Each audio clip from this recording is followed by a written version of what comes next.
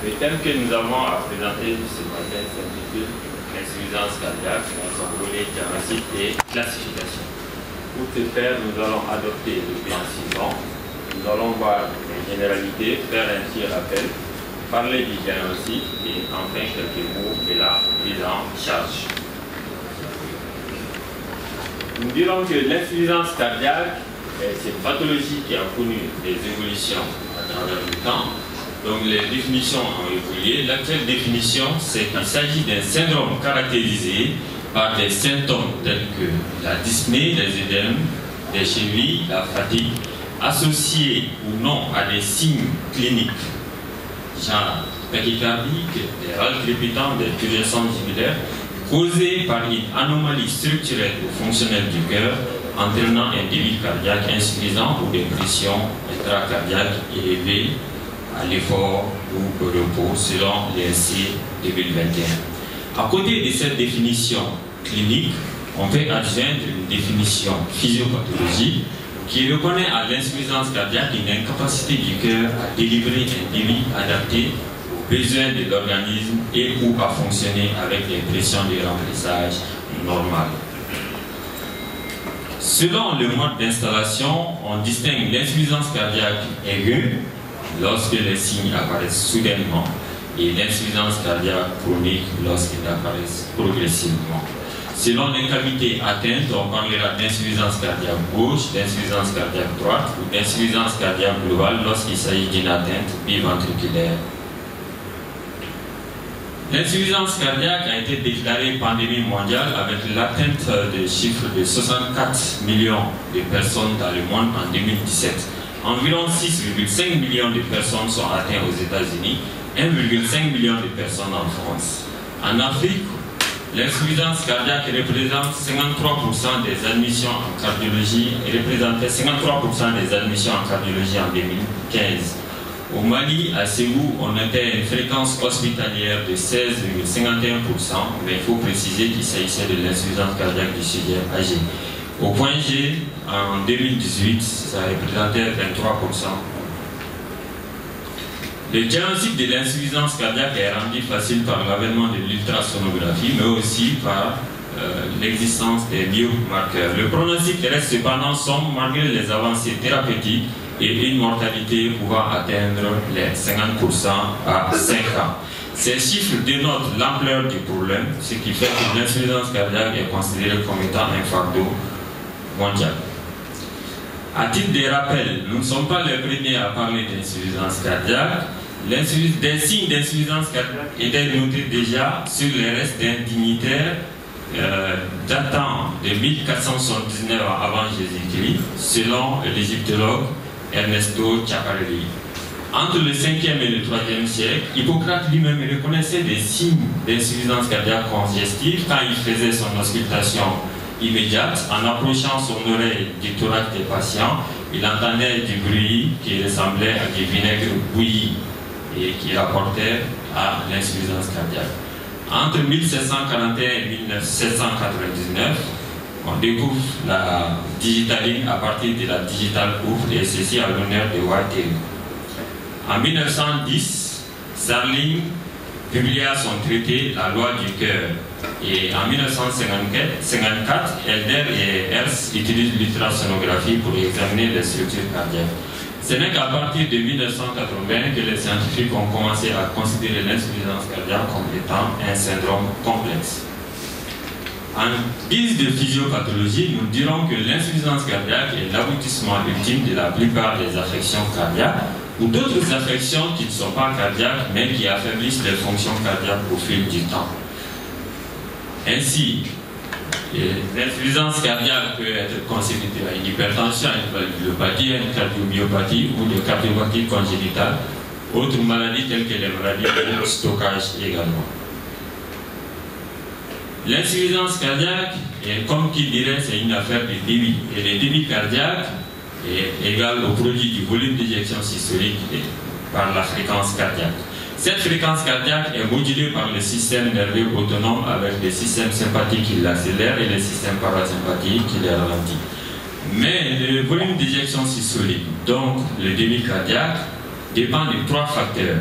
notamment la précharge qui dépend de la volumétrie et de la contractilité atriale, la contractilité et la post-charge qui représente toutes les forces qui s'opposent à l'éjection ventriculaire. Comme nous le voyons sur cette image, nous avons la pompe qui est chargée de transporter le contenu du bac, et dans tous les cas il faut que le bac soit bien chargé pour que le liquide puisse s'écouler, et il faudrait que le verrou aussi ne soit pas trop serré pour permettre le passage de liquide.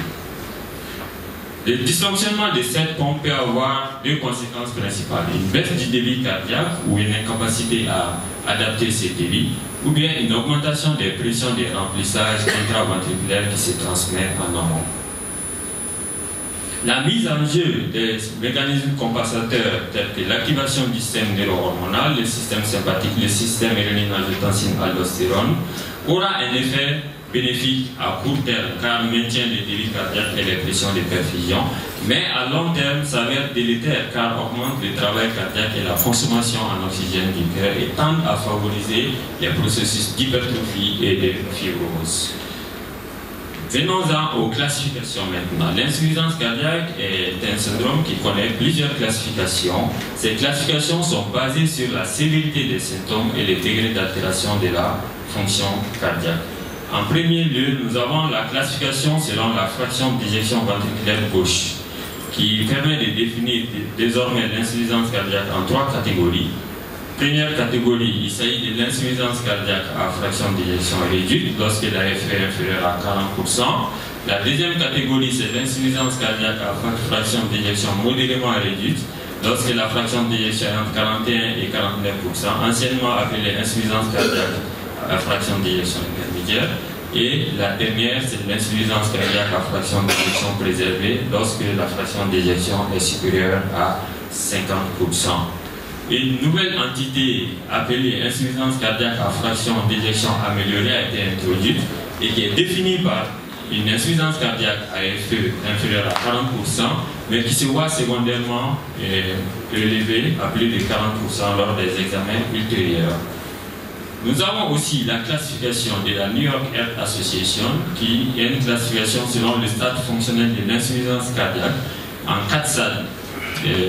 Le stade 1, il n'y a pas de symptômes sans limite, il n'y a pas de limitation de l'activité physique ordinaire. Au stade 2, nous avons une limitation modérée de l'activité physique. Au stade 3, nous avons une réduction marquée de l'activité physique. Et au stade 4, nous avons des symptômes permanents et même au repos. Comme l'atteste cette image, nous voyons ce cœur sportif qui vraiment est à l'aise avec son ballon. Et arrivé au stade terminal, même le ballon étant troué, le cœur apparaît toujours fatigué et nous sommes au stade 4 de la classification NIA. Il y a également la classification de l'American College of Cardiology qui date de 2021 qui répartit les malades en 4 stades. Le stade A, c'est un patient qui a un risque de développer une insuffisance cardiaque en raison de la présence soit des facteurs de risque, mais il n'y a pas de dommages structurels ni de symptômes. Le stade B, c'est celui-là qui présente des anomalies structurelles au niveau cardiaque et qui n'a pas cependant des symptômes évidents d'insuffisance cardiaque. Au stade C, le patient a des anomalies structurelles mais présente des symptômes actuels ou a présenté des symptômes d'insuffisance cardiaque. Au stade D, c'est un patient qui a une insuffisance cardiaque avancée et qui nécessite une prise en charge spécialisée. Parlant de cette insuffisance cardiaque avancée, elle repose désormais sur l'association de 4 critères. Il faut avoir des symptômes sévères et persistants, c'est-à-dire être au stade 3 et 4 de la NIA, avoir une dysfonction cardiaque sévère avec une fraction d'éjection inférieure à 30%, une déférence du ventricule droit, une valvulopathie ou une maladie congénitale non opérable, avoir au moins une hospitalisation imprévue dans les 12 derniers mois et nécessitant l'utilisation de fortes doses de diurétiques ou d'inotropes, avoir une altération sévère de la capacité fonctionnelle signée par un périmètre de marche lors des tests de 6 minutes inférieur à 300 mm ou une diminution du pic de VO2. Pour cette insuffisance cardiaque avancée, il existe une classification qu'on appelle la classification Intermark qui détermine 7 profils. Je rappelle qu'il s'agit des patients qui sont en classe 3 et 4 de la NIA. Ainsi, pour le premier profil, c'est les malades qui ont des chocs cardiogéniques réfractaires. Il y a le stade 2, le profil 2, c'est les malades qui déclinent leur état malgré l'utilisation des inotropes. Le stade 3, c'est les patients qui sont stables mais qui dépendent des inotropes. Et le stade 4, c'est les patients qui ont des symptômes au repos. Et le stade 7, c'est lorsque nous avons une classe 3 avancée. Et cette classification a un intérêt en fait thérapeutique. Parlant du diagnostic. Le diagnostic de l'insuffisance cardiaque repose sur la recherche d'abord des facteurs de risque de l'insuffisance cardiaque. Il a été remarqué que l'insuffisance cardiaque survient chez des patients qui ont un antécédent d'infarctus du myocarde, d'HTA, de coronaropathie, de diabète, de consommation excessive d'alcool, mais aussi d'antécédents familial de mort subite ou de cardiomyopathie. Après avoir décelé les 6 facteurs de risque chez le patient, nous allons retrouver les symptômes. Les symptômes, s'il s'agit de l'insuffisance cardiaque gauche, il s'agit essentiellement de la dyspnée qui peut revêtir plusieurs formes, allant de la simple dyspnée d'effort à l'orthopnée. Il faut noter aussi l'existence possible de dyspnée paroxystique ou même de pseudo-asthme cardiaque. On va avoir une toux à l'effort ou bien une toux aggravée par les décubitus, une tachycardie avec bruit surajouté et râles crépitants. S'agissant de l'insuffisance cardiaque droite, il s'agit essentiellement des signes de surcharge, une turgescence jugulaire, une hépatomégalie avec reflux hépatogugulaire et voire des édèmes au niveau des membres inférieurs. S'il s'agit d'une insuffisance cardiaque globale, évidemment, ça regroupe les deux signes. Nous avons des tests diagnostiques qui sont recommandés avec leur classe de recommandation. Il s'agit des BNP, NT-proBNP, l'électrocardiogramme 12 dérivation, l'échographie transthoracique, la radiographie et la biologie à la recherche de comorbidité. Ainsi, à l'échographie cardiaque, nous allons avoir soit une diminution de la fraction d'éjection, soit un diamètre du ventricule gauche qui est augmenté. L'échographie permet en outre d'apprécier la contractilité, voir s'il y a des anomalies structurelles telles que des valvulopathies et aussi déterminer les pressions de remplissage. À la radiographie, nous allons essentiellement retrouver une cardiomégalie avec un index cardiothoracique supérieur à 50% et des signes de surcharge pulmonaire. À l'ECG ici présent, nous avons une tachyarrhythmie complète par fibrillation atriale, mais il faut savoir que toutes les anomalies ECG peuvent se voir allant de la simple tachycardie sinusale à la présence d'une tachycardie ventriculaire. Les autres examens, c'est l'IRM, l'imagerie par résonance magnétique, les coronarographies, les scanners coronaires qui ont des indications un peu plus précises. Alors, sur ce algorithme, nous résumons l'algorithme diagnostique des insuffisances cardiaques qui, devant les facteurs de risque et des signes des anomalies ECG, on va procéder à des tests de BNP ou NT-proBNP. Lorsque ces tests sont supérieurs à 35 picogrammes par millilitre pour le BNP ou 125 picogrammes par millilitre pour le NT-proBNP, ou lorsque ce n'est pas possible de doser ces biomarqueurs, on fera l'échographie. Et si les résultats de l'échographie sont anormaux, alors on va déterminer le type d'insuffisance cardiaque, faire le phénotype, à savoir s'il s'agit d'une insuffisance cardiaque à fraction d'éjection réduite ou bien à fraction d'éjection préservée, définir l'étiologie et débuter enfin le traitement. Qu'en est-il de la prise en charge? La prise en charge répond à la logique du sonneau respirateur, c'est-à-dire plutôt c'est mieux, avec les 4 stades thérapeutiques recommandés chez tous les patients. Il s'agit des bêta-bloquants. Et en deuxième lieu, les inhibiteurs de l'enzyme de conversion et les ARA2, ou bien l'association sacubitril-valsartan. Les antagonistes des récepteurs minéralocorticoïdes, représentés par la spironolactone et l'épurone, et les glyphosines. Quant aux glyphosines, leur utilisation a été pour le moins précisée par l'étude d'APA HF, Airfire et Emperor 17, qui montrait une certaine méta-analyse qui regroupait près de 8000 patients et les glyphosines permettaient une réduction de 13% de la mortalité toute cause confondue et de 26% du critère composite des décès ou des premières hospitalisations pour insuffisance cardiaque Et c'est ce que nous voyons sur cette figure où la dapagliflozine faisait mieux que le placebo. Ici aussi, c'est l'empagliflozine qui a été comparée au placebo. Et par rapport aux critères primaires, nous voyons qu'il y avait une réduction notable. Alors, qu'en est-il de la prise en charge de l'insuffisance cardiaque avancée pour certains cas après l'utilisation des 4 fantastiques?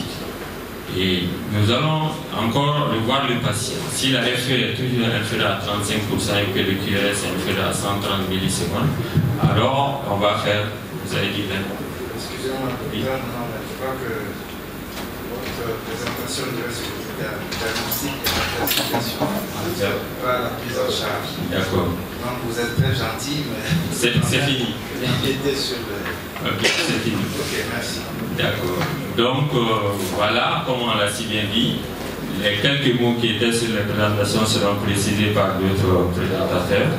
Donc, nous disons que la prise en charge de l'insuffisance cardiaque